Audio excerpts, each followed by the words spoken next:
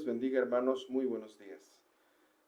Vamos a continuar con nuestro estudio bíblico o nuestro tema que todavía no hemos terminado con el libro del profeta Habacuc.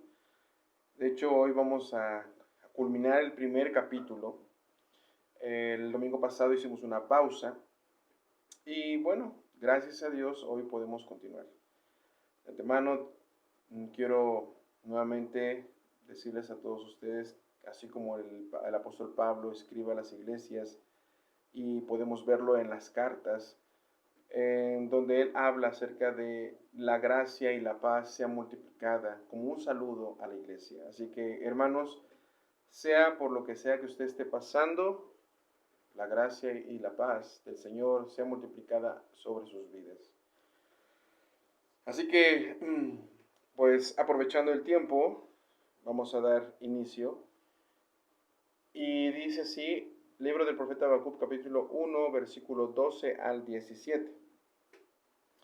¿No eres tú desde la eternidad, oh Señor, Dios mío, Santo mío, no moriremos?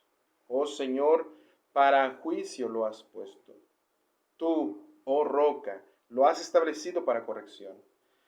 Muy limpios son tus ojos para mirar el mal, y no puedes contemplar la opresión. ¿Por qué miras con agrado a los que proceden pérfidamente y callan cuando el impío traga al que es más justo que él? ¿Por qué has hecho a los hombres como peces de la mar, como reptiles que no tienen jefe? A todos los sacas con anzuelo, el pueblo invasor los arrastra con su red y los junta en su malla. Por eso se alegra y se regocija. Por eso ofrece sacrificio a su red y quema incienso a su malla, pues gracias a ella su pesca es abundante y suculenta su comida. ¿Vaciará pues su red y seguirá matando sin piedad a las naciones? Oremos. Padre eterno, te damos muchas gracias en este tiempo, en este momento, Señor, que tú nos permites venir ante ti y agradecerte por todas las bendiciones que tú nos has dado, pero ahora la oportunidad de escudriñar tu palabra y también, Señor, hablarnos a través de ella. Ayúdanos, Señor, a entender las implicaciones que tiene cada porción de este pasaje. Y así, Señor eterno, tu palabra sea prosperada en la vida de cada uno de tus hijos en medio de tu iglesia. Sean edificados, Señor, y puedan así también proceder en crecimiento y buscar santidad, Señor, como tú lo demandas. Escuchando tu palabra tendremos confianza en ti y al mismo tiempo, Señor, tú santificarás nuestro ser. Al saber, mi Dios amado, que harás más de lo que no alcanzamos a pedirte, en el nombre de Jesús, gracias. Amén. Bien, hemos estado viendo en el libro de Habacuc, de hecho, las veces pasadas, donde hay un tema central y así nosotros lo hemos denominado. Y el tema central es viviendo la justicia y soberanía de Dios en tiempos difíciles. De hecho, habíamos hecho una observación acerca de cada capítulo y en el primer capítulo nosotros podemos ver la justicia y soberanía de Dios es cuestionada.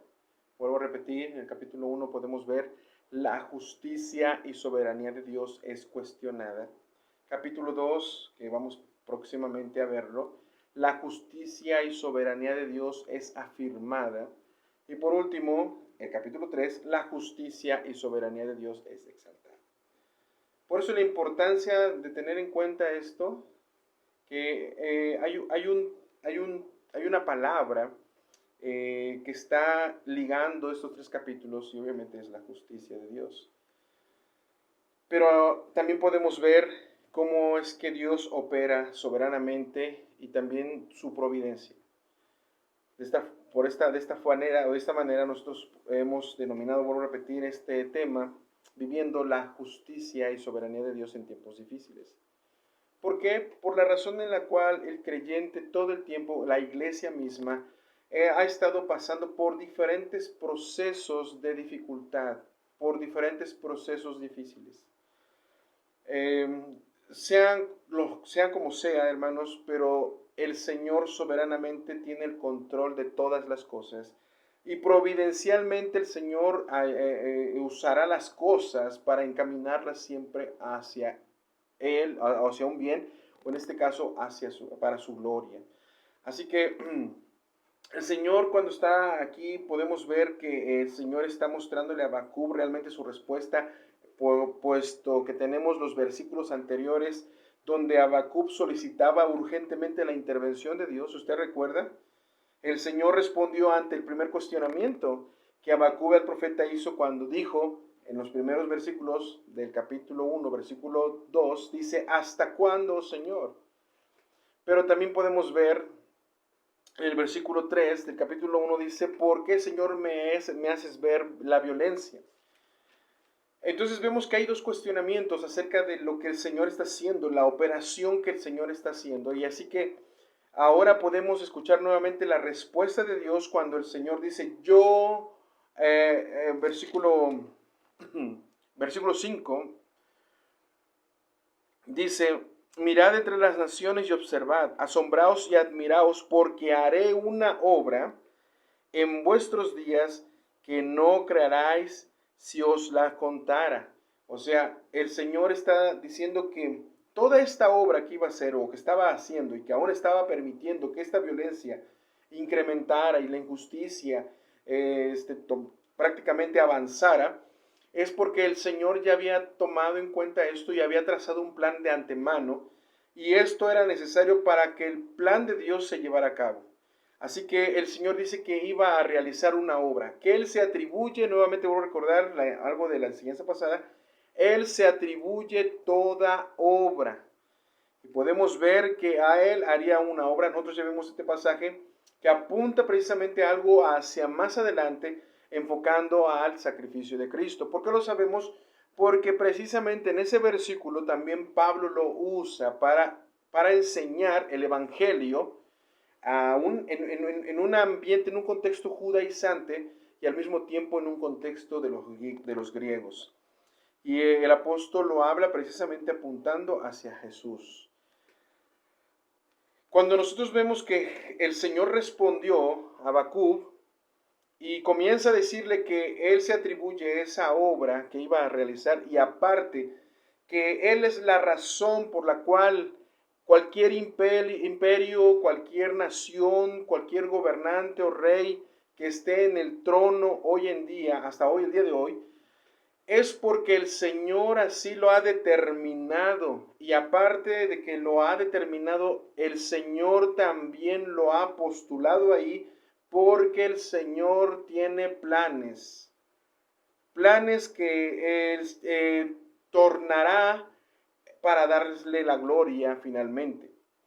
Ahora, en el capítulo 1, versículo 12, vemos precisamente que hay una confianza donde Habacuc precisamente le dice, después de haber escuchado la respuesta del Señor, que el profeta queda perplejo, queda totalmente desconcertado, pero al mismo tiempo él tiene una confianza en el Señor. Él manifiesta su confianza, él tiene también una teología, él comprende muchas cosas del Señor. De hecho, ahorita lo vamos a ver más adelante, pero el profeta aquí está apelando al carácter de Dios en el versículo 12. Es más, él mismo está solicitando al Señor a través del carácter mismo del Señor, está solicitando está afianzándose, y él mismo está esperando en el juicio de Dios, o sea, finalmente la determinación final. Entonces el Señor dice, respondió ante el primer cuestionamiento que hemos visto, ¿hasta cuándo y por qué? Ahora, después de escuchar esa respuesta, Dios, esa respuesta nuevamente desconcertante, el profeta vuelve a preguntar y dice de esta manera, ¿no eres tú desde la eternidad? Pero aquí está preguntando no como si desconociera, sino porque está apelando al carácter de Dios. Él mismo está diciendo, ¿no eres tú desde el principio? ¿No eres tú el principio y fin? Oigan bien, Está apelando al carácter de Dios. Está apelando a los atributos de Dios y algunos títulos de Dios. Dice, no eres tú, oh Señor mío. O sea, el profeta está hablando de el señorío, la soberanía de Dios, el control que Dios tiene. Es más, lo hace particular, le dice Dios mío, lo hace personal. Es más, él mismo lo está haciendo porque conoce a su Dios. Le dice, Santo mío, es el que sacará adelante todas las cosas. Es más, toda esta porción, lo que realmente podemos analizar es que le está diciendo a Habacuc, tú eres santísimo. Tú eres santísimo. O sea, desde la eternidad, Señor, tú eres santísimo. Desde la eternidad, oh Dios mío, tú eres santo. O sea, finalmente tú tienes el control de todas las cosas. Tú eres santo, tú eres justo. Todo lo que haces realmente es porque tú así lo has requerido. Ahora, muestra también su confianza en el versículo 12, porque le dice, no moriremos. Una confianza de que el Señor preservará a su pueblo. También manifiesta, oh Señor, hablando de a Él como dueño, dice, para juicio lo has puesto, justo, santo y sabio, tu roca, una roca inmovible, una roca inmutable, una roca como refugio, como protección. De hecho, eso estaba hablando del libro de Deuteronomio, cuando el pueblo salió de Egipto, está dando a conocer que el Señor es un protector para el pueblo. Tú mismo esto lo has establecido, dice, para corrección. Es más, el mismo profeta está consciente de que todo esto desde la eternidad, oigan bien, desde cuando el Señor lo había determinado, no era apenas, desde la eternidad tú has sido Dios y desde la eternidad tú eres sabio, desde la eternidad tú eres santo, desde la eternidad tú eres justo, desde la eternidad tú has planificado esto, desde la eternidad, dice, tú lo has establecido para corrección, tú eres nuestro protector desde la eternidad.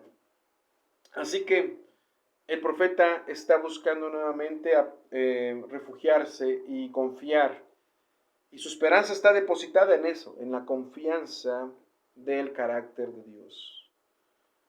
Él está depositando su confianza. Miren nada más de qué manera J.L. Parker, hermanos, dice esta forma, conoce al Dios Santo. Conocer al Dios Santo es lo que te mantiene con vida. Conocer al Dios Santo es lo que te mantiene vivo. Fíjense que no cualquier persona puede dar a conocer todo esto, o sea, como apelar al carácter de Dios, no cualquier persona. Solamente los que han recibido la revelación de Dios, los que han recibido la autorrevelación de Dios y han recibido también la revelación de su condición pecaminosa, son los que han recibido salvación, los que han recibido la gracia de Dios, son los que han recibido la fe de Dios, la fe en el Señor, la fe del Espíritu Santo, y son los que han recibido el arrepentimiento. Todo ese tipo de personas conoce realmente a su Dios. Es cierto que en nuestro transitar muchas veces podemos argumentar que conocemos algo de Dios, aunque no va a ser lo suficiente, y nunca será suficiente, hermanos, que lo que hayamos conocido o estemos conociendo de Dios, nunca vamos a llegar a la plenitud de conocimiento. Oigan bien, nunca vamos a llegar en esta vida y ni siquiera en la venidera, porque de lo contrario, si nosotros supiésemos en plenitud todo lo que es Dios o quién es Dios en su plenitud, hermanos, Dios dejaría de ser Dios. Así que lo que hoy el Señor nos permite conocer de Él, lo que hoy el Señor nos permite conocer de Él a través de su palabra, lo que el Señor hoy nos permite conocer a través de Jesucristo, lo que el Señor hoy nos permite conocer de Él por medio del Espíritu Santo, ¿saben?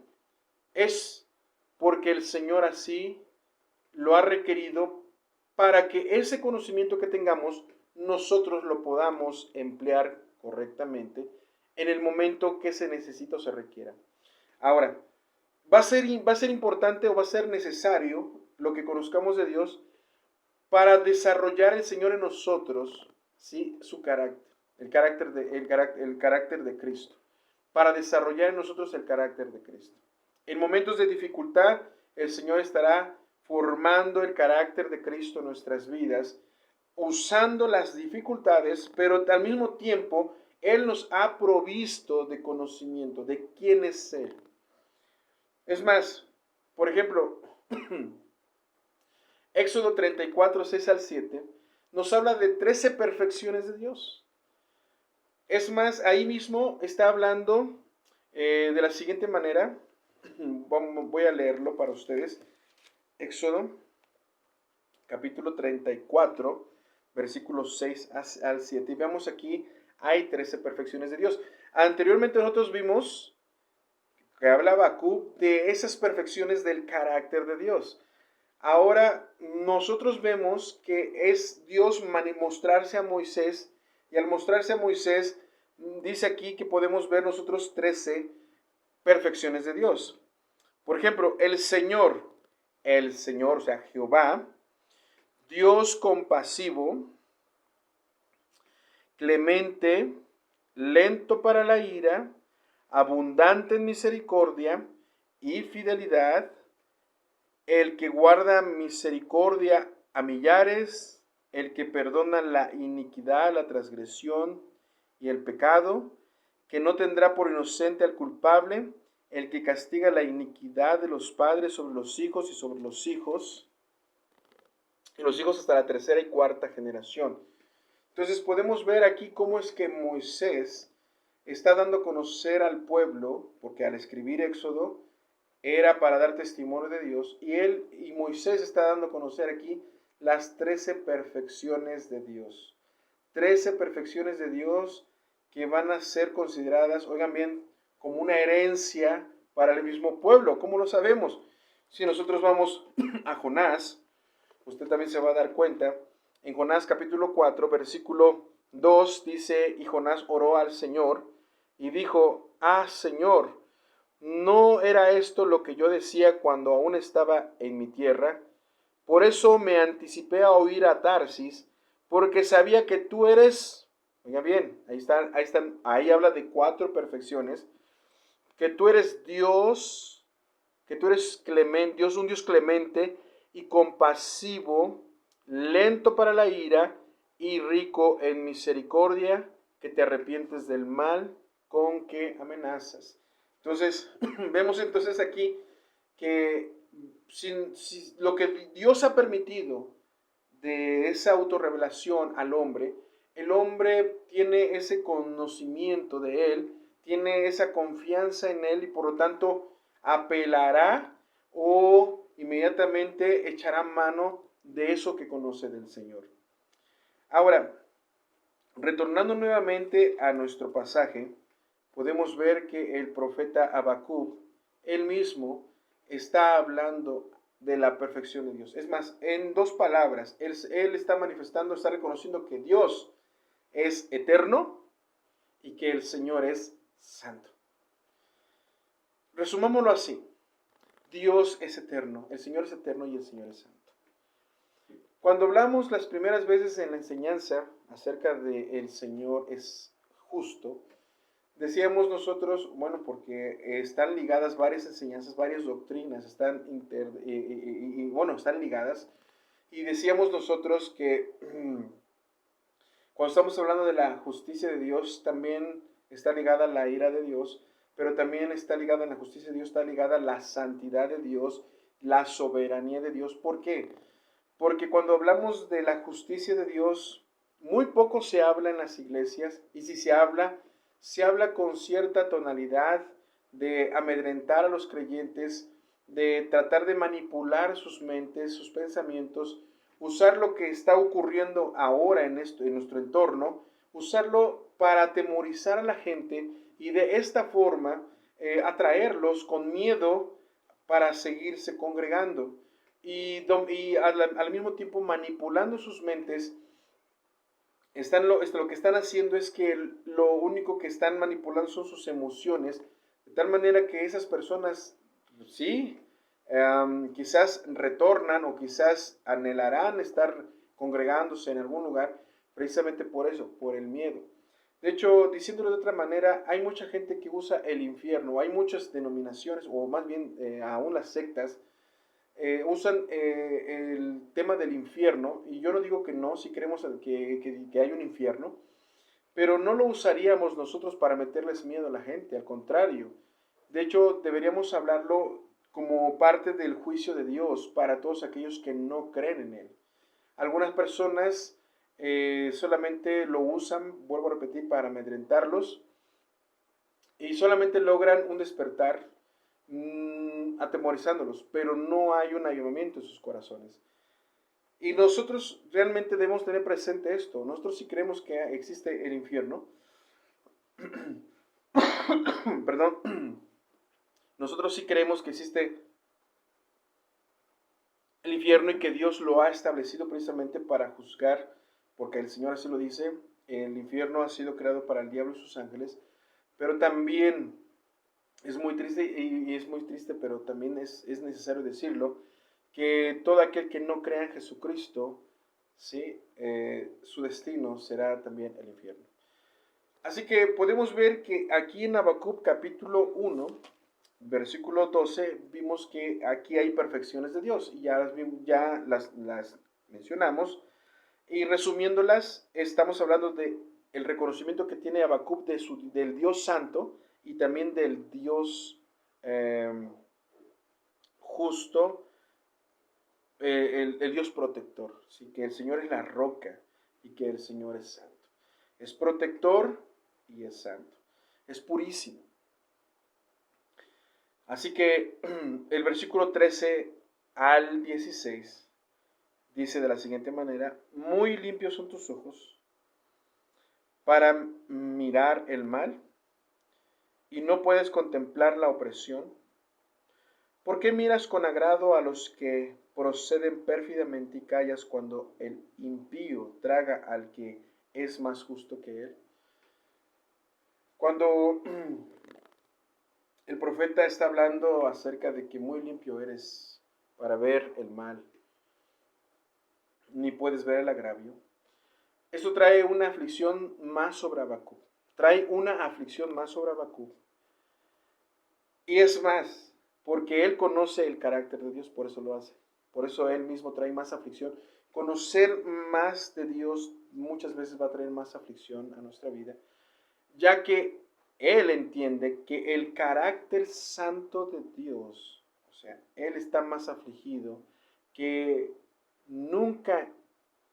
Él está desconcertado y afligido porque cómo era posible que Dios juzgaría a Judá o el pecado de Judá al exaltar a un pueblo más pecaminoso que Judá.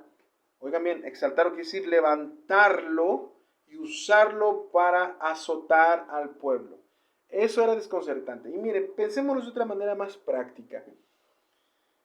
Piense usted por un momento en aquella persona que le ha causado mal. Piense por algún momento aquella persona que usted en su conocimiento, en su vasto, con poco conocimiento, usted considera como una persona enemiga de usted. Piense por un momento en aquella persona que le ha insultado, que ha difamado. Piense por un momento en quizás a lo mejor en un patrón, o en algún empleado, en algún amigo que lo ha traicionado, o en algún vecino que realmente no lo rechaza, o en algún familiar. Piense por lo menos, o aún en la misma iglesia. Quiero decirlo así porque donde quiera tenemos conflictos, pero piénselo por un momento así. Y es más, que en la misma iglesia se vea azotada por los pecadores. Piénselo por algún momento en la historia de la iglesia. Veamos tan solo ahí, en la historia de la iglesia, cómo sería posible que la misma iglesia estuviera perseguida o fuera perseguida por los pecadores. ¿Por qué?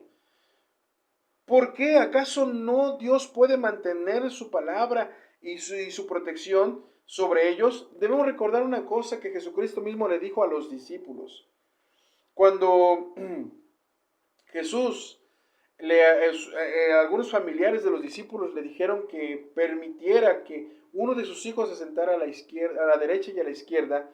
Es más, Jesucristo hizo una afirmación y dijo, bueno, y aparte hizo una declaración y dijo que no era él quien le había sido dado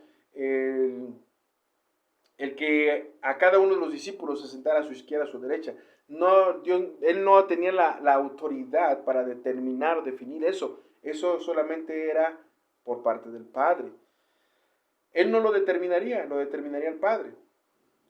Pero después de eso, hermanos, podemos ver que atrevidamente hay una ilustración acerca de que Jesús iba a pasar por el sufrimiento, iba a sufrir las situaciones en esta vida, los padecimientos para ir a la cruz.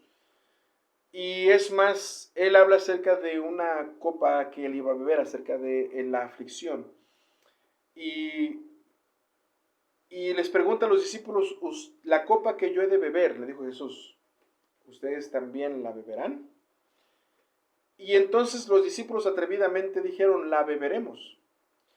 Ahora, cuando está hablando Jesús ahí, perdón, estaba hablando de el sufrimiento.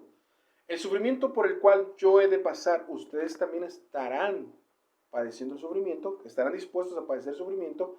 Y ellos dijeron, sí, estamos dispuestos.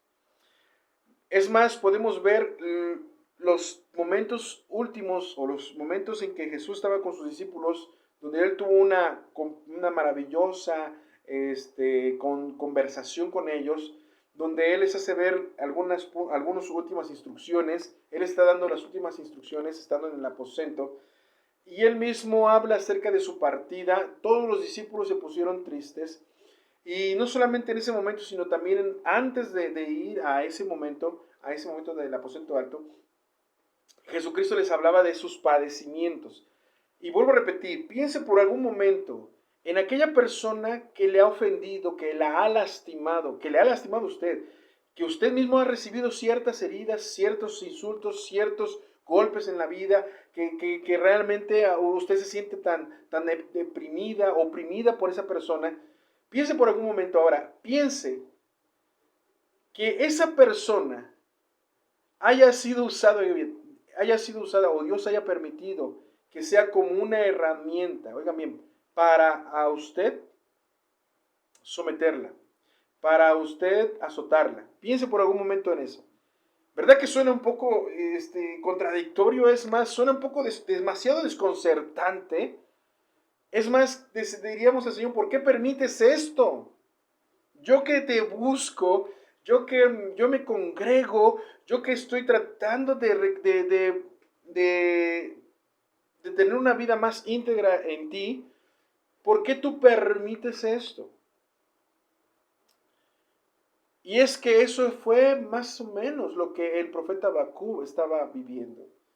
¿Cómo era posible que el pueblo de Judá, que aún habían aceptado que habían pecado en contra de Dios, y Habacuc estaba consciente del pecado de Judá, pero no podía, estaba desconcertado porque Dios usaría a otro pueblo más pecador que Judá que lo azotaría? No podía, es más, no era inconcebible aceptarlo. Igualmente, usted y yo estaríamos que Habacuc. Igualmente, usted y yo estaríamos en la misma situación de Habacuc. Es posible que usted hoy en día a lo mejor tenga personas en su entorno que le hayan hecho daño, es muy posible. Es muy posible que le hayan lastimado. Pero piense, ¿qué plan Dios tiene detrás de todo eso? Hace mucho tiempo, hablando de aquellos predicadores carismáticos, escuchaba esta frase, que Dios va a utilizar a ciertos Judas en la vida para hacernos crecer.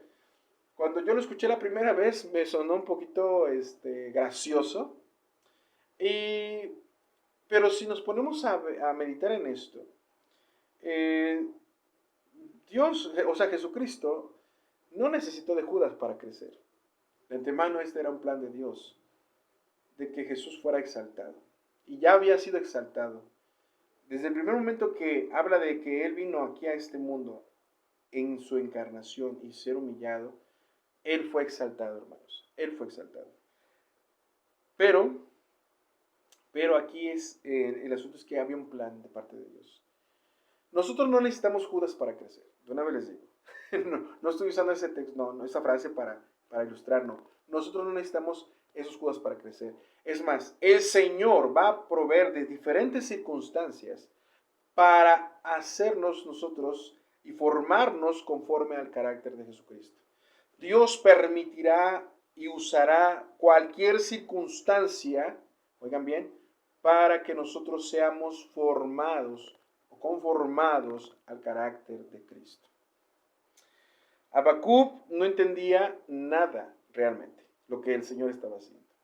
No entendía nada, como muchas veces nosotros no entendemos nada de la manera que el Señor procede. Sí, no entendemos. Y dice, realmente Habacuc, conociendo el carácter santo de Dios, pero no entendía sus propósitos. Habacuc no asimilaba, no comprendía el proceder de la justicia de Dios. Habacuc reconoce los atributos de Dios y al mismo tiempo cuestiona el proceder de Dios. ¿Cuántas veces, vuelvo a repetir, estamos en esa situación nosotros? Cuando habla en el versículo 13 dice, ¿por qué ves a los menospreciadores? Habacuc primero fue afligido debido a que no había juicio en contra de Judá. ¿Ustedes recuerdan? ¿Por qué no haces algo, Señor? Mira, este pueblo está cometiendo injusticia. ¿Hasta cuándo tú harás algo? ¿Hasta cuándo? ¿Por qué tú me permites ver la maldad, la violencia que este pueblo comete? Vean nada más el primer cuestionamiento que hace Habacuc. Ahora, Dios le contestó al decir que el juicio estaba en camino. Y sí le contestó, el juicio viene en camino. Yo haré una obra que ni siquiera ustedes se estarán sorprendidos. Y es más, si alguien se los contara, ni siquiera lo van a creer. Pero yo levantaré a los caldeos. Ahora Habacuc está afligido por el agente que Dios usará como juicio y será Babilonia. Decíamos la vez pasada que tenemos las enseñanzas que es muy probable que Babilonia haya, dentro del imperio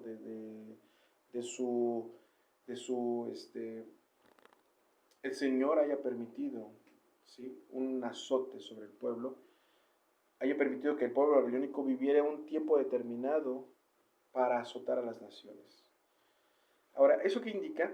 Se da cuenta que debemos de prestar atención en esto porque Dios usará instrumentos en todo el mundo, oigan bien, para juzgar al mundo. Pero también Dios usó instrumentos del mundo, oigan bien, para llevar a cabo su plan. ¿Eso qué indica? Si Dios usó instrumentos en el mundo para dar a conocer su juicio, ahora esos instrumentos o elementos que Dios va a usar, los medios que usará del mundo, es para llevar a cabo su plan. Y el peor juicio que se cometió en toda la raza humana y en toda la historia de la raza humana, el peor juicio fue en contra de su amado Hijo. O sea, viéndolo desde el contexto, desde nuestra perspectiva, fue el peor juicio que Dios hizo en contra de su Hijo. Que su Hijo no merecía morir en la cruz y cargar con nuestros pecados. Pero fue el mejor propósito de Dios y fue la mejor evidencia de justicia que Dios realizó para todo aquel que en Él cree, no se pierda, mas tenga vida eterna. Mas para que todo aquel que cree en Él no se pierda.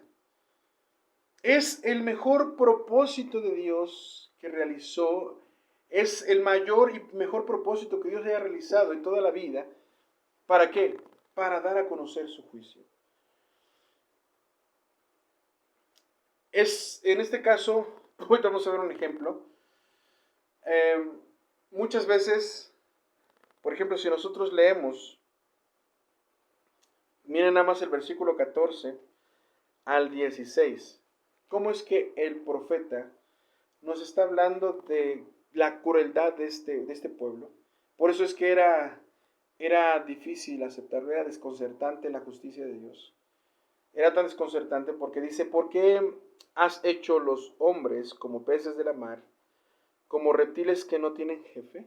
Está una cuestión, está cuestionando a Dios, está cuestionando a Habacuc lo que Dios ya dijo que iba a realizar. Ahora, Habacuc ya está viviendo ese momento.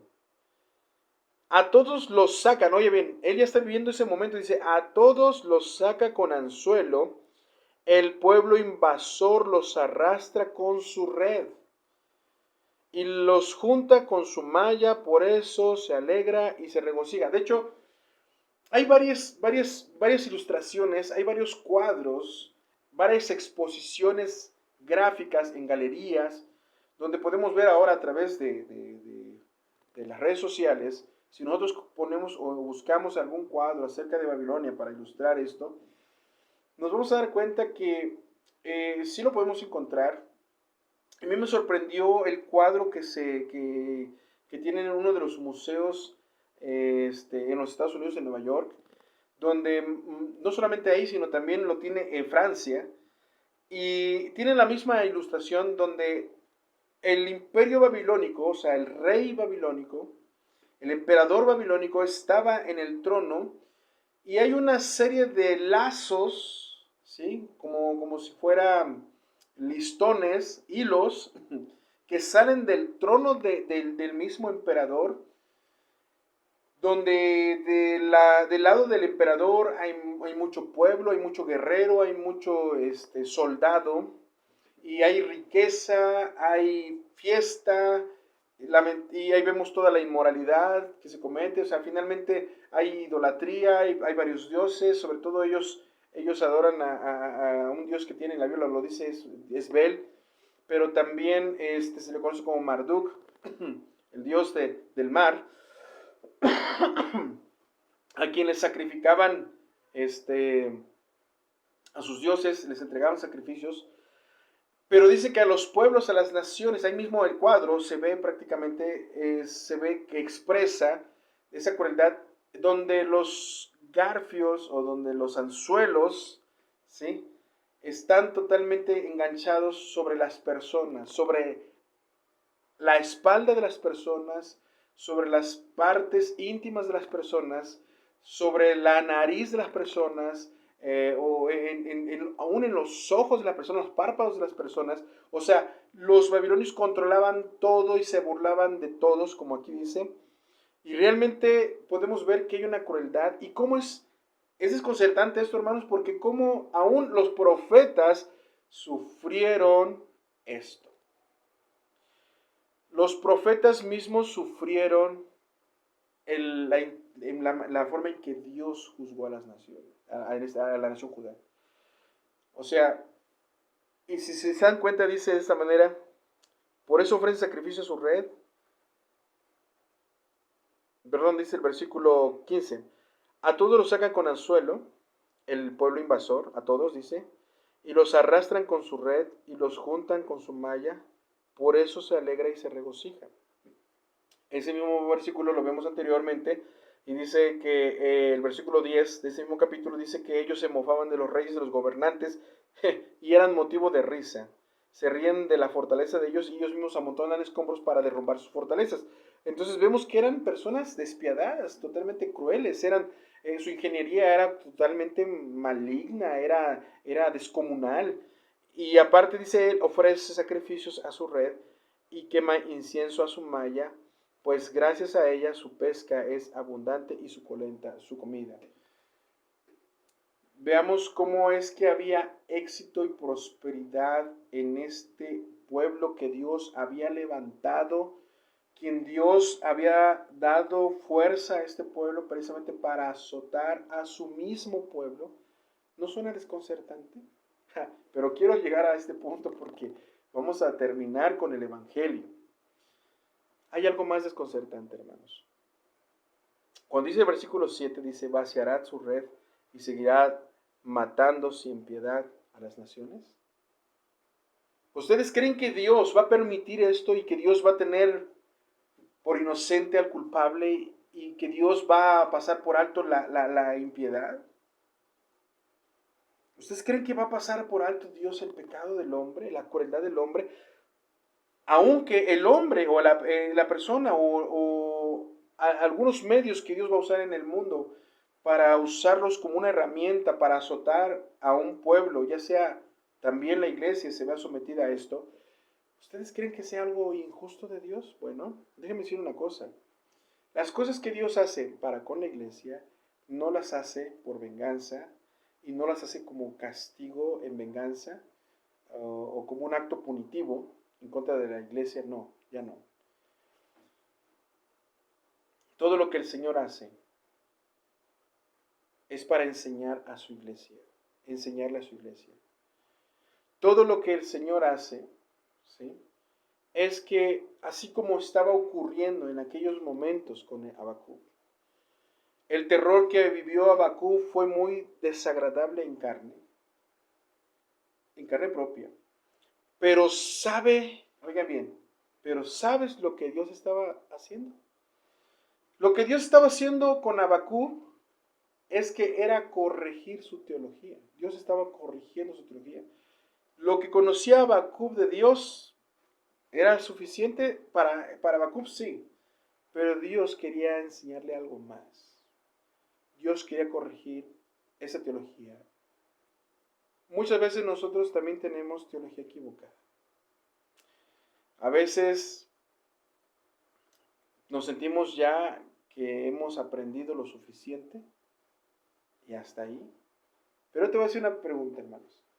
Y eso es algo que realmente nosotros debemos tomar en cuenta.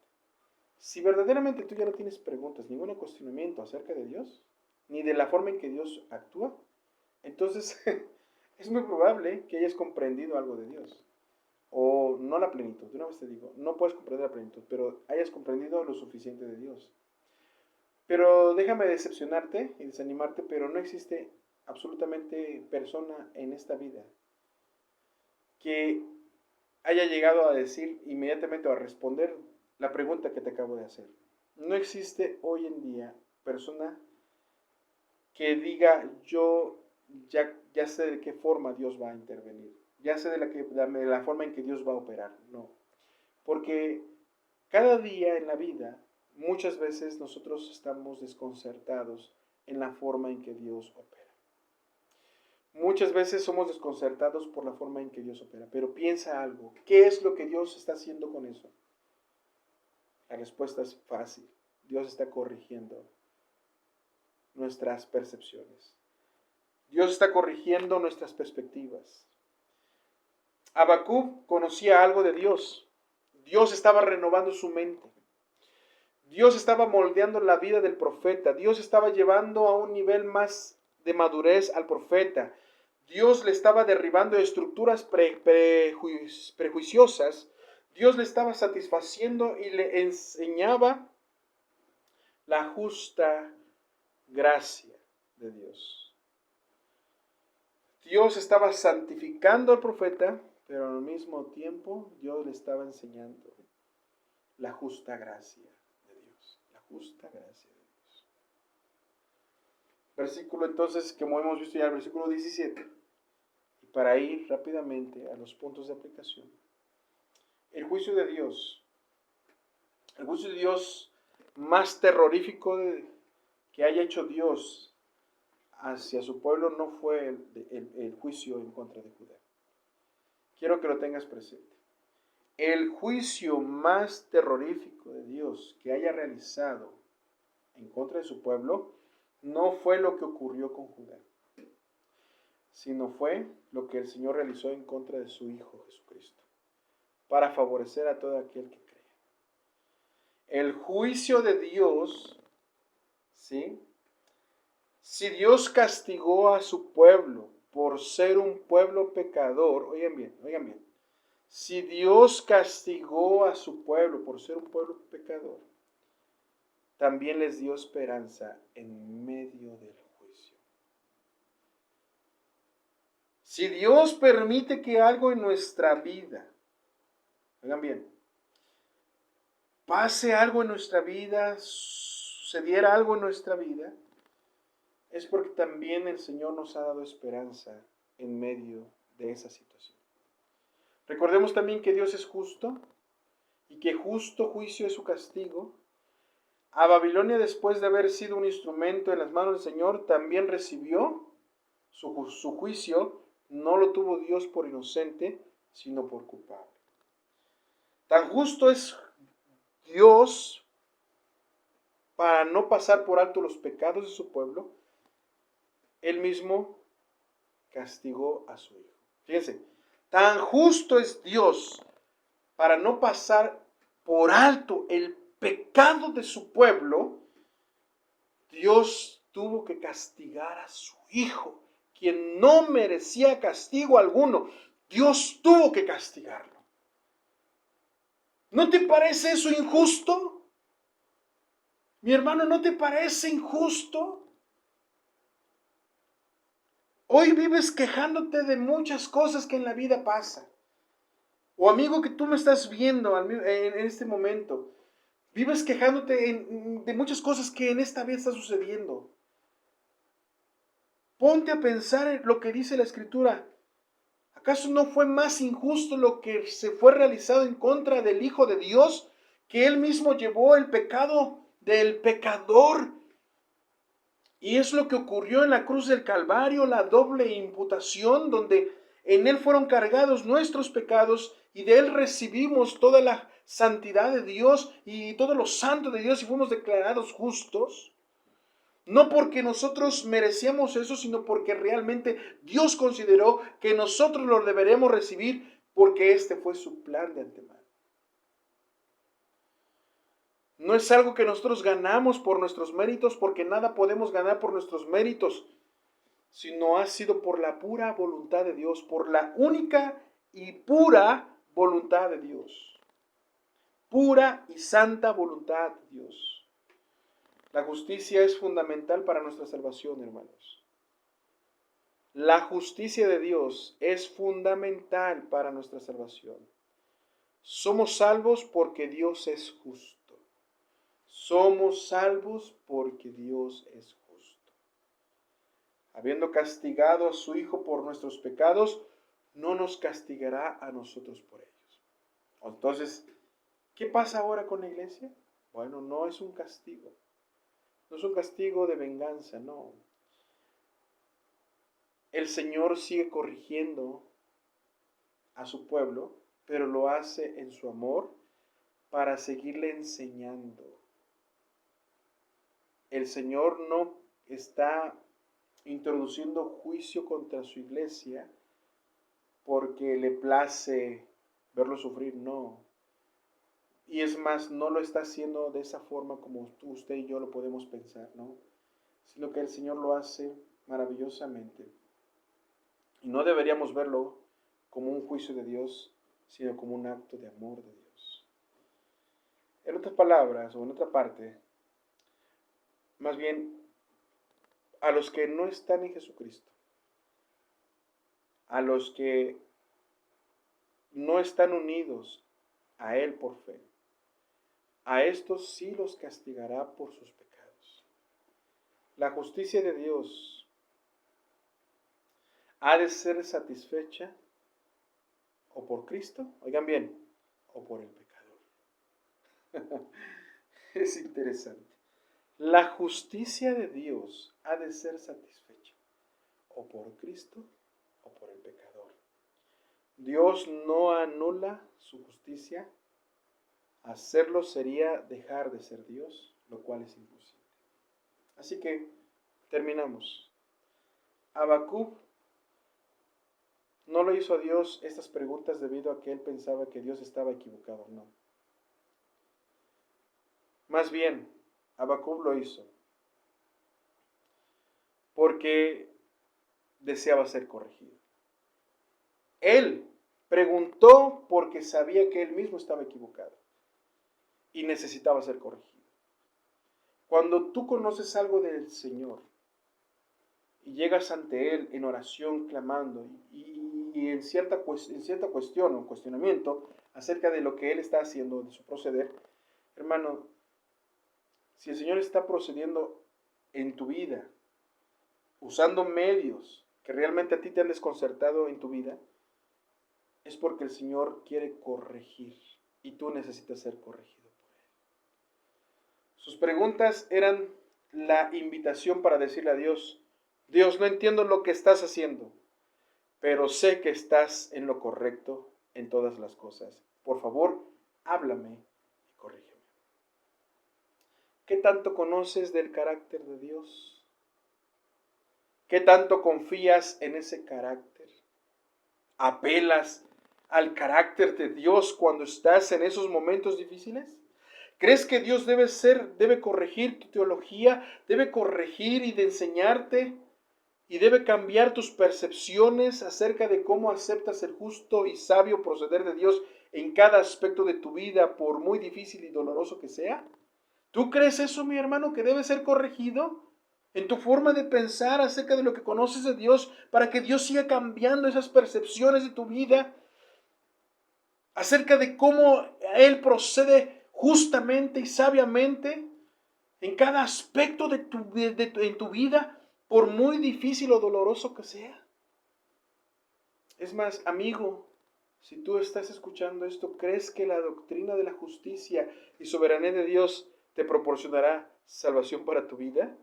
Obviamente sí. Amigo, ¿crees que el Señor te proporcionará el perdón de tus pecados por la justicia de Cristo?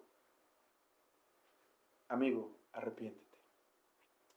Pero para ti, iglesia de Cristo, ¿crees que vivir en la justicia y soberanía de Dios te proporcionará confianza y lecciones espirituales en la vida cristiana? No llames injusto a Dios porque no entiendes el proceder. Solo los necios y los insensatos lo harán. Le llamarán así, pero sus hijos, los que hemos sido adoptados por Jesucristo, por el llamado que hemos recibido del Evangelio, lo llamaremos Padre nuestro, lo llamaremos Padre justo y lo llamaremos Padre santo. Eso es lo que nos declaró Cristo. Y es lo que declaró el Padre de nosotros a través de Cristo. Su santa palabra nos hace un llamado importante, hermanos. Viviendo la justicia y soberanía de Dios en tiempos difíciles. Que Dios prospere esta palabra en tu corazón. Dios te bendiga. Y oremos. Padre, te damos gracias por este maravilloso momento que nos permites escuchar tu bendita palabra. Hay muchas veces que no entendemos, exigimos respuestas, pero cuando respondes, algunas son de ellas desconcertantes. Ya no queremos más, en cierta forma, ser insensatos. Perdona nuestro mal proceder. Solamente ayúdanos a apelar a tu carácter santo. Enséñanos, Señor eterno, a tener esperanza en ti y al mismo tiempo, mi Dios amado, nosotros podamos ver a Jesucristo siempre. Porque realmente lo que Cristo hizo en la cruz del Calvario fue justo. Y realmente no lo merecía, porque realmente el acto más terrible fue ese, el que Jesucristo haya subido a la cruz, no habiendo cometido ningún pecado. Pero tú quisiste que así fuera, y fue a la cruz voluntariamente, y de esta forma a nosotros nos concedió la justificación, pero a ti, cumpliendo con las demandas santas y justas que nadie podía cumplir, Él fue a la cruz. ¿Qué mejor justicia la que Cristo vivió en la cruz del Calvario para proporcionarnos justicia a nosotros, que no lo merecíamos? pero a ti te plació darlo y hacerlo. Gracias, Señor. Gracias. Ahora lo que ahora vivimos en esta vida, sea lo que sea, en la forma en que tú quieras proceder, no seremos insensatos, sino que nosotros estaremos de acuerdo con ello. Ayúdanos a estar de acuerdo con ello. Si en algún momento cuestionamos algo, Padre, corrige nuestra teología, corrige nuestras percepciones. Es seguro que nosotros estemos equivocados, pero tú no. Así que a todo aquel que no ha sido salvo, Señor, permítele conocer tu justicia en Cristo Jesús y recibir esa declaración de justos a través de tu Hijo Jesucristo y el perdón de sus pecados. ¿Qué mejor justicia puede recibir el pecador? La que Jesucristo efectuó en la cruz del Calvario, y él mismo recibió toda tu ira para darnos a nosotros libertad. Gracias te damos por este momento en el nombre de Jesús, y que tu palabra sea prosperada. Amén. Dios me los bendiga, hermanos. Nos vemos el próximo domingo y entre semana también.